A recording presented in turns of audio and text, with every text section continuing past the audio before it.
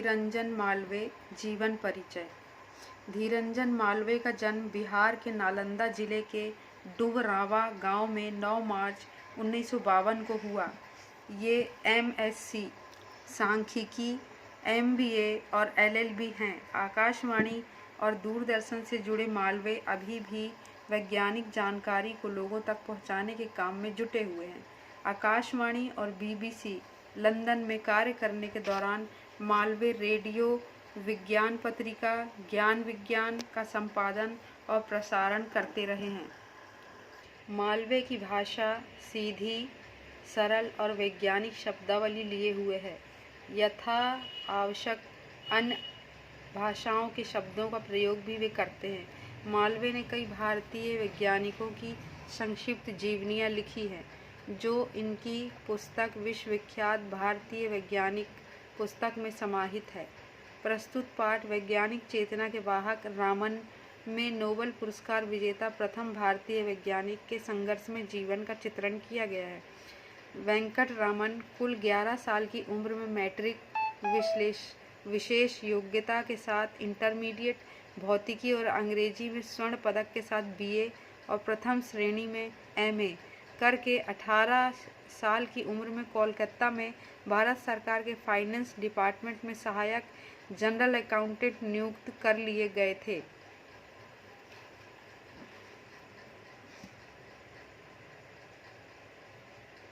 इनकी प्रतिभा से इनके अध्यापक तक अभिभूत थे।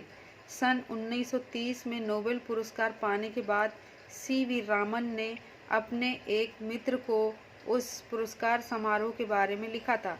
जैसे ही मैं पुरस्कार लेकर मुड़ा और देखा कि जिस स्थान पर मैं बैठाया गया था उसके ऊपर ब्रिटिश राज का यूनियन जैक लहरा रहा है, तो मुझे अफसोस हुआ कि मेरे दीन देश भारत की अपनी पताका तक नहीं है। इस एहसास से मेरा गला भर आया और मैं फूट फूट कर रोया।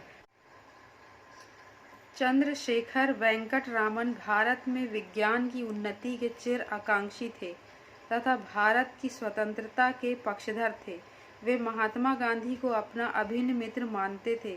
नोबेल पुरस्कार समारोह के बाद एक भोज के दौरान उन्होंने कहा था, मुझे एक बधाई का तार अपने सर्वाधिक प्रिय मित्र महात्मा गांधी से मिला है, जो इस समय जेल में है। एक मेधावी छात्र से महान वैज्ञानिक तक की रामन की संघर्षमय जीवन यात्रा और उनकी उपलब्धियों की जानकारी यह पाठ बखूबी कराता है।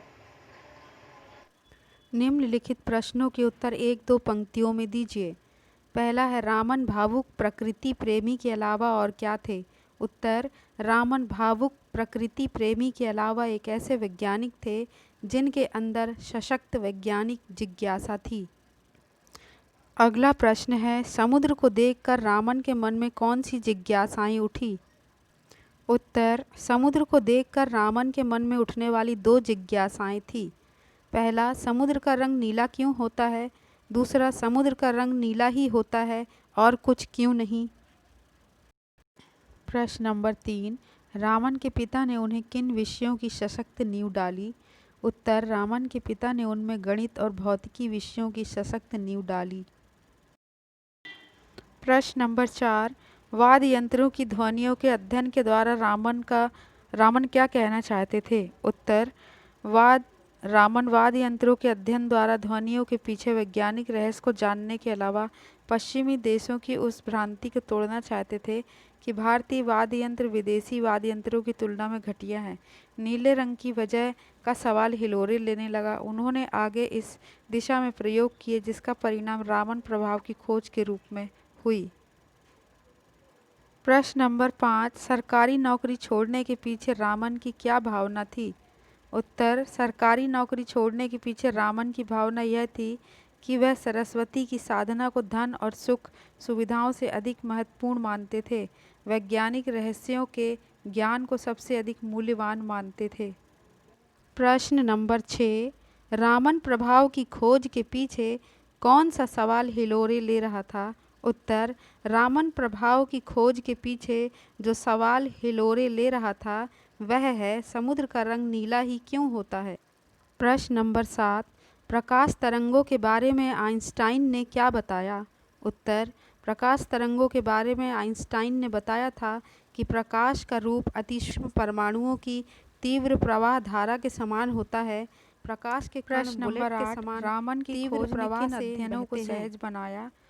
उत्तर, रामन की खोज की वजह से अणुओं और परमाणुओं का अध्ययन सहज हो गया। निम्नलिखित प्रश्नों के उत्तर 25 से 30 शब्दों में दीजिए। पहला, कॉलेज के दिनों में रामन की दिली इच्छा क्या थी? उत्तर, कॉलेज के दिनों में रामन की दिली इच्छा थी अपना पूरा जीवन शोध कार्य को समर्पित कर दे, लेकिन उस जमाने में शोध कार्य को एक पूर्णकालिक कैरियर के रूप में अपनाने की कोई व्यवस्था नहीं थी।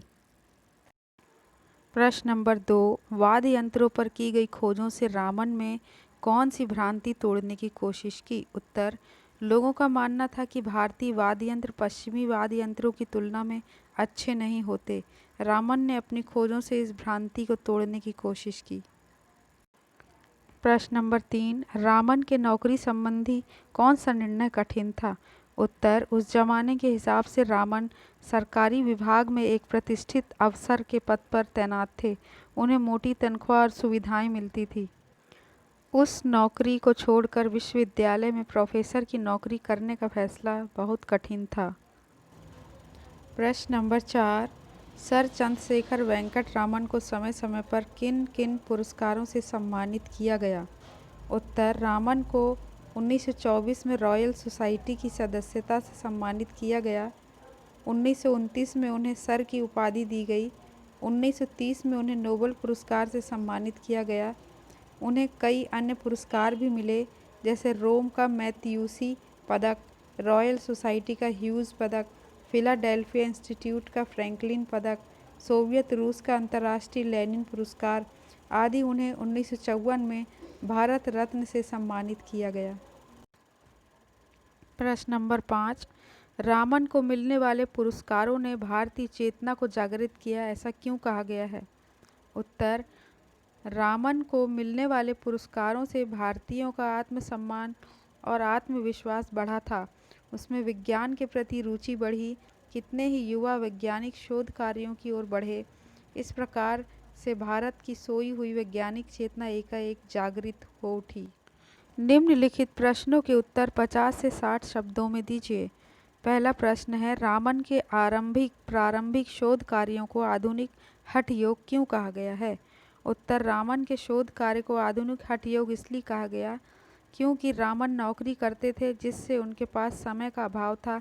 फिर भी वे प्रारंभिक शोध कार्य हेतु कलकत्ता की एक छोटी सी प्रयोगशाला में जाया करते थे, जिसमें साधनों का नितांत अभाव था।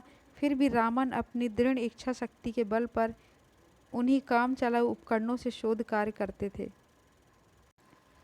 प्रश्न नंबर 2, रामन की खोज रामन प्रभाव क्या है, स्पष्ट कीजिए। उत्तर, रामन प्रभाव का आशय है उनके द्वारा खोजा गया सिद्धांत। उन्होंने खोज करके बताया है कि जब प्रकाश की एक वर्णीय किरणें किसी तरल पदार्थ या ठोस रवों से अणुओं परमाणुओं से टकराती है तो उसकी ऊष्मा में या तो कमी हो जाती है या वृद्धि हो जाती है। इस कमी या वृद्धि की मात्रा के साथ उनके रंग में भी अंतर आ जाता है। बैंगनी रंग की किरणों में सर्वाधिक ऊर्जा होती है, इसलिए उनके रंग में भी सर्वाधिक अंतर आता है। लाल रंग में न्यूनतम ऊर्जा होती है, इसलिए उनमें न्यूनतम परिवर्तन होता है। इस सिद्धांत से किसी भी अणु या परमाणु की आंतरिक संरचना की सटीक जानकारी मिल सकती है। प्रश्न नंबर 3, रामन प्रभाव की खोज से विज्ञान के क्षेत्र में कौन से कार्य संभव हो सके? उत्तर, रामन प्रभाव की खोज से विज्ञान के क्षेत्र में निम्नलिखित कार्य संभव हो सके। पदार्थों की आणविक और परमाणविक संरचना के अध्ययन के लिए रामन स्पेक्ट्रोस्कोपी का सहारा लिया जाने लगा। प्रयोगशाला में पदार्थों का विश्लेषण सरल हो गया, संश्लेषण सरल हो गया। अनेक उपयोगी पदार्थों का कृत्रिम रूप से निर्माण संभव हो गया। प्रश्न नंबर 4, देश को वैज्ञानिक दृष्टि और चिंतन प्रदान करने में सर चंद्रशेखर वेंकट रामन के महत्वपूर्ण योगदान पर प्रकाश डालिए। उत्तर, सर चंद्रशेखर वेंकट रामन ने देश को वैज्ञानिक दृष्टि तथा चिंतन प्रदान किया। इस दिशा में पहले उन्होंने स्वयं सांसारिक सुख सुविधा त्याग कर प्रयोग साधना की। उन्होंने रामन प्रभाव की खोज करके भारत का नाम ऊंचा किया। फिर उन्होंने बेंगलोर में एक शोध संस्थान की स्थापना की। उन्होंने अनुसंधान संबंधी 2 पत्रिकाएं भी चलाई। उन्होंने अनेक नवयुवकों को शोध करने की प्रेरणा दी और मार्गदर्शन प्रदान किया। उन्होंने संदेश दिया कि हमें अपने आसपास की घटनाओं को वैज्ञानिक दृष्टि से निहारने का प्रयास करें। इस प्रकार उन्होंने देश के चिंतन को विज्ञान की दिशा प्रदान की। प्रश्न नंबर 5, सर चंद्रशेखर वेंकट रामन के जीवन से प्राप्त होने वाले संदेश को अपने शब्दों में लिखिए। उत्तर, सर चंद्रशेखर वेंकट रामन के जीवन से सुविधाओं की कमी अर्थात अभावग्रस्त जीवन में भी सदैव आगे बढ़ते रहने की प्रेरणा मिलती है। हमें विपरीत परिस्थितियों में भी अपनी अभिरुचि एवं सपनों को साकार करने के लिए लगन एवं दृढ़ विश्वास से कार्य करने का संदेश मिलता है। इसके अलावा विश्वविख्यात होने पर भी सादगीपूर्ण जीवन जीने तथा अपनी संस्कृति से जुड़े रहने के संदेश के अलावा दूसरों की मदद करने का संदेश भी मिलता है। प्रश्न नंबर 1, निम्नलिखित का आशय स्पष्ट कीजिए। उनके लिए सरस्वती की साधना सरकारी सुख सुविधाओं से कहीं अधिक महत्वपूर्ण थी। उत्तर, सर चंद्रशेखर वेंकट रामन सच्चे सरस्वती साधक थे। वे जिज्ञासु वैज्ञानिक तथा अन्वेषक थे। उनके लिए वैज्ञानिक खोजों का महत्व सरकारी सुख सुविधाओं से अधिक था। इसलिए उन्होंने वित्त विभाग की ऊंची नौकरी छोड़कर कलकत्ता विश्वविद्यालय की कम सुविधा वाली नौकरी स्वीकार कर ली। प्रश्न नंबर 2, हमारे पास ऐसी ना जाने कितनी ही चीज़ें बिखरी पड़ी हैं जो अपने पात्र की तलाश में हैं। उत्तर, हमारे आसपास के वातावरण में अनेक चीज़ें बिखरी हैं पर हमारा ध्यान उनकी ओर नहीं जाता। पेड़ से सेब गिरना, समुद्र का नीला होना, लोग सदियों से देखते आ रहे हैं पर न्यूटन और रामन के अलावा किसी का ध्यान उस ओर नहीं गया। वास्तव में इन चीज़ों को देखने, उन्हें सही ढंग से संवारने के लिए योग्य व्यक्तियों की सदैव ज़रूरत रहती है। प्रश्न नंबर 3, यह अपने आप में एक आधुनिक हठ योग का उदाहरण था। उत्तर, बिना साधनों के बलपूर्वक इच्छापूर्वक किसी साधना को करते चले जाना हठ योग कहलाता है। सर चंद्रशेखर वेंकट रामन भी ऐसे हठ योगी थे। उन्होंने सरकारी नौकरी में रहते हुए भी कलकत्ता की एक काम चलाऊ प्रयोगशाला में प्रयोग साधना जारी रखी। यद्यपि प्रयोगशाला में साधनों और उपकरणों का अभाव था और रामन के पास समय का अभाव था, फिर भी वे प्रयोग करने में लगे रहे। इसे हठ योग कहना सर्वथा उचित है। निम्नलिखित शब्दों का चयन करते हुए रिक्त स्थानों की पूर्ति कीजिए। पहला, रामन का पहला शोध पत्र फिलॉसफिकल मैगजीन में प्रकाशित हुआ। दूसरा, रामन की खोज भौतिकी के क्षेत्र में एक क्रांति के समान थी। तीसरा, कलकत्ता की मामूली सी प्रयोगशाला का नाम Indian association for the cultivation of science था। चौथा, शासन द्वारा स्थापित शोध संस्थान रामन रिसर्च इंस्टीट्यूट के नाम से जाना जाता है।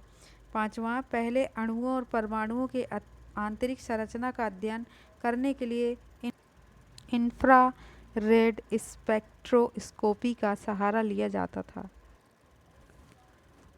नीचे कुछ समानदर्शी शब्द दिए हैं जिनका अपने वाक्य में प्रयोग कीजिए ताकि उनके अर्थ का अंतर स्पष्ट हो सके। समानदर्शी अर्थात एक समान दिखने वाले, प्रतीत होने वाले। पहला है प्रमाण, प्रत्यक्ष देखने के बाद अब प्रमाण की ज़रूरत नहीं। दूसरा है प्रणाम, हमें अपने बड़ों को प्रणाम करना चाहिए। तीसरा है धारणा, सही बात जाने समझे बिना गलत धारणा नहीं बनानी चाहिए। चौथा है धारण, इस आश्रम के सभी किशोर जनेऊ धारण करते हैं। पांचवा है पूर्ववर्ती, पूर्ववर्ती सरकार ने इस बारे में ठोस कदम नहीं उठाया। छठवां है परवर्ती, 9 की परवर्ती संख्या 10 है। सातवां है परिवर्तन, परिवर्तन प्रकृति का नियम है। आठवां है प्रवर्तन, महावीर स्वामी जैन धर्म का प्रवर्तन किया। रेखांकित शब्दों के विलोम शब्द का प्रयोग करते हुए रिक्त स्थान की पूर्ति कीजिए। जो ब्लू कलर में है उनका उपयोग करके रिक्त स्थानों की पूर्ति करना है। पहला है मोहन के पिता मन से सशक्त होते हुए भी तन से अशक्त हैं। दूसरा है अस्पताल के अस्थायी कर्मचारियों को स्थायी रूप से नौकरी दे दी गई। तीसरा है रामन ने अनेक ठोस रवों और द्रव्य पदार्थों का प्रकाश की किरण के प्रभाव का अध्ययन किया। चौथा है आज बाजार में देशी और विदेशी दोनों प्रकार के खिलौने उपलब्ध हैं। पांचवा है सागर की लहरों का आकर्षण उनके विनाशकारी रूप को देखने के बाद विकर्षण प्रतिकर्षण में परिवर्तित हो जाता है। अगला प्रश्न है निम्नलिखित शब्द युग्मों का वाक्य में प्रयोग कीजिए। पहला है सुख सुविधा, आज हम सुख सुविधा के आदी हो गए हैं। दूसरा है अच्छा खासा, यह घर नहीं अच्छा खासा महल है। तीसरा है प्रचार प्रसार, आदिवासी इलाकों में शिक्षा का प्रचार प्रसार बहुत ज़रूरी है। चौथा है आसपास, हमें अपने आसपास पेड़ पौधे उगाने चाहिए। पाठ में आए अनुस्वार और अनुनासिक शब्दों को निम्न तालिका में लिखिए। अनुस्वार चंद्रशेखर, रंग, अंक, इंडियन, संस्था। अनुनासिक शब्द है ढूंढने, ऊंचे, उन्होंने, जहां, किरणों। सामान्य शब्दों में इनका आशय स्पष्ट कीजिए। घंटों खोए रहते, बहुत देर तक एकाग्रचित्त होकर ध्यान में डूब जाते। दूसरा है स्वाभाविक रुझान बनाए रखना, बिना किसी बाहरी दबाव के शांतिपूर्वक कार्य करते रहना। अच्छा खासा काम किया, पर्याप्त मात्रा में काम किया। हिम्मत का काम था, कम कठिन था, किसके लिए साहस की ज़रूरत थी। सटीक जानकारी, एकदम सही एवं अर्थपूर्ण प्रामाणिक जानकारी। काफ़ी ऊंचे तक हासिल किए, काफ़ी ऊंचे अंक हासिल किए, बहुत अच्छे अंक पाए। कड़ी मेहनत के बाद खड़ा किया गया था, अत्यंत परिश्रम में कोई काम किया जाना। मोटी तनख्वाह, बहुत अच्छा वेतन होना। नेक्स्ट है मिलान कीजिए। नीला का है समुद्र, पिता का है नींव, तैनाती का है कलकत्ता, उपकरण का है काम चलाऊ, घटिया का है भारतीय वाद्य यंत्र, फोटान का है वैज्ञानिक रहस्य, भेदन का है रवे।